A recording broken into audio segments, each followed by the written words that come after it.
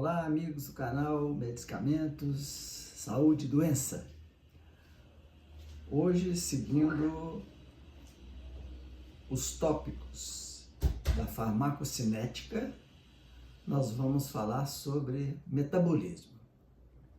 Vocês se lembram que nós já falamos sobre administração de medicamentos, absorção de medicamentos, distribuição, e agora nós vamos falar em metabolismo. O que é o metabolismo? Nós já falamos algumas vezes, a maioria de vocês já sabe, já viu. A gente está falando uma linguagem assim bem simples, bem grosseira, né? Porque o pessoal da saúde já tem mais conhecimento. O pessoal que não conhece, que precisa ter uma ideia bastante clara do que seja, né? Mas, na verdade, o metabolismo é um conjunto de processos em que o organismo, o corpo da gente, modifica e elimina o medicamento que chega no corpo. O principal local de metabolização dos medicamentos é o fígado, mas pode ser metabolizado também em outros locais, como pulmões, nos rins, sangue, intestino. Agora, o metabolismo, ele ocorre em fases, não é só uma fase, ele tem uma fase, depois outra. Então, quais são essas fases?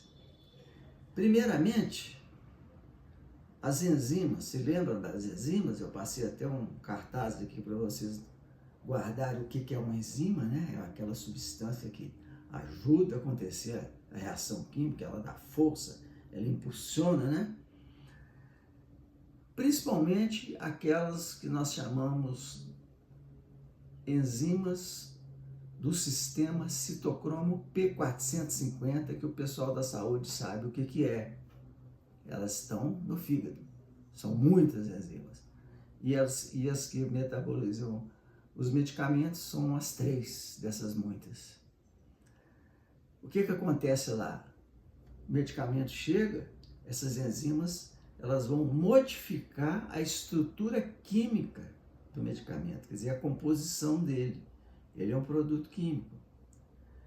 E como que ele faz essa modificação? Através de oxidação, redução e hidrólise, que sabe, a pessoal da saúde que interessa. O resto não tem tanta importância não saber. Essas reações químicas, elas convertem os medicamentos em um metabólito mais polar, quer dizer, é uma coisa, uma substância que sobrou, que fazia parte do medicamento, que foi modificada, né? E essa transformação que ela faz, para quê? Porque quando chega para metabolizar, o objetivo mais fácil, o que o metabólito, a função dele básica é excretar. Chegou ali, é quer jogar fora. Tá? Não se esqueça que o medicamento é uma substância estranha dentro do organismo. Só que em alguns casos, esse metabólito, aquela parte que ficou lá dentro, desmembrada, ela pode se tornar ativa. O que é isso? Ela pode funcionar, ela pode ter uma função terapêutica, né? Função daquele medicamento. Aliás, é um dos interesses, né, da gente usar o medicamento, é para que ele funcione, e não para que ele seja jogado fora. Só que acontece, como eu falei no metabolismo, uma parte fica, outra parte ele joga fora. Isso vai excluir, né? Vai excretar. Os metabólitos formados na primeira fase, existe essa primeira fase, eles se combinam lá dentro com outras substâncias que existem lá dentro das células, dentro do organismo, e formam compostos, quer dizer, formam substâncias maiores. Só que essas substâncias maiores, elas são, a gente chama de polares, quer dizer, elas têm carga positiva ou negativa, e elas se tornam inativas. Quer dizer, quando elas tomam essa composição, elas não servem para nada, elas não vão valer de nada. Mas por quê? Elas têm que ser eliminadas. Então, para ela ser eliminada, eles têm que transformar ela numa qualidade, modifica para ela poder passar na urina e na bilis. Se não fizer essa modificação, ela não consegue sair, ela inteira. Então, esse metabolismo, ele pode ser afetado por vários fatores, por exemplo, genético. Tem pessoas que conseguem metabolizar melhor que outras, dependendo da própria estrutura dela, né? A idade. Crianças muito pequenas têm dificuldade de metabolizar, porque ainda não formaram todas as estruturas. Os mais velhos, os idosos, ao contrário, as estruturas já estão cansadas, já não conseguem fazer o mesmo que fazia antes. O estado de saúde, né? Se a pessoa já tem alguma doença, já com algum problema, né, que afetou os órgãos, ela também pode ter dificuldade pela doença desses órgãos. Interações, né? Então, por exemplo, o metabolismo, eu canso de falar aqui com vocês, chama atenção, no caso do paracetamol com o álcool, né? A turma que bebe não deve usar paracetamol, quer dizer, aquilo é interação, um interfere no outro. E fatores externos, tipo fumar tabaco, né? Álcool, isso tudo interfere. Bom, esse metabolismo, qual a importância clínica que ele tem? O que podemos tirar proveito dele no caso de um tratamento, que é o que a gente tem como objetivo? Primeiro, a biodisponibilidade. Eu já falei antes, né, que a biodisponibilidade é o que chega no sangue do medicamento que a gente tomou, daquelas formas todas que eu já mostrei para vocês, seja oral, seja por injeção, seja por supositório, seja na pele, seja em qualquer lugar. Ele entra por ali. O que está disponível dentro do sangue, mesmo que tem medicamentos que não entram no sangue, né? Eles fazem o efeito deles fora, até antes de chegar. Mas, no caso da biodisponibilidade, a gente sabe que medicamentos, o metabolismo, ele afeta a quantidade do medicamento que chega no sangue. Então, se ele passa, vocês viram, passa por vários setores, né? Quando não é feito diretamente na veia, ou no caso sublingual, ele praticamente ele chega já faltando alguma coisa, ele não está. Então, o metabolismo ele faz com que haja uma diminuição da quantidade de medicamentos que nós ingerimos ou foi inoculado na gente, né? Primeira coisa. Existem outros efeitos também que a gente chama efeitos secundários. Quando há aquela fase do metabolismo em que sobra metabólitos ativos, aquele que eu falei que o metabólico, parte dele que saiu, continua tendo a função de medicamento, né, continua atuando, é uma situação que a gente tem que avaliar. Ou quando parte daquele metabólito ele não serve para nada e ainda prejudica. Por exemplo, pode ser uma substância tóxica, pode causar uma reação adversa tóxica. Isso é muito comum no caso do paracetamol, que eu canso de falar aqui, para chamar a atenção de vocês, que ele é seguro se for feito na dose certa, mas se passar ele pode matar através da intoxicação, né? E principalmente quando ele é com álcool, né, dado junto. Então, outra situação também que pode afetar esse metabolismo é a dose.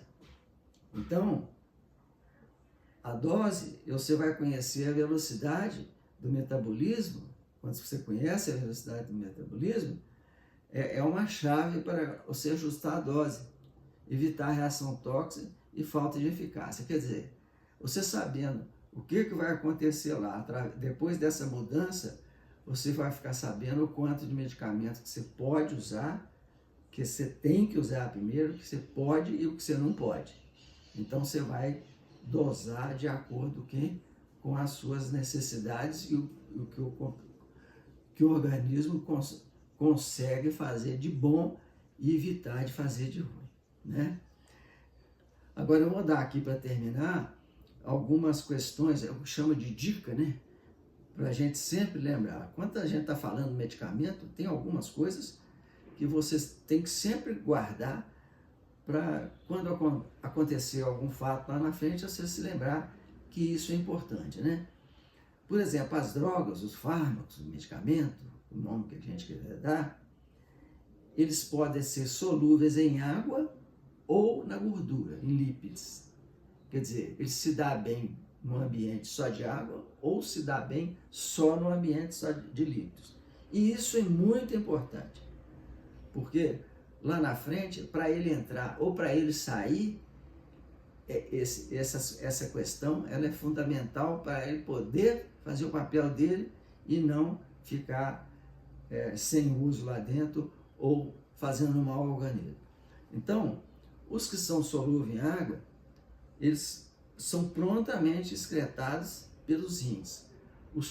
O rim tem facilidade de excretar, quer dizer, jogar fora aqueles que são solúveis em água.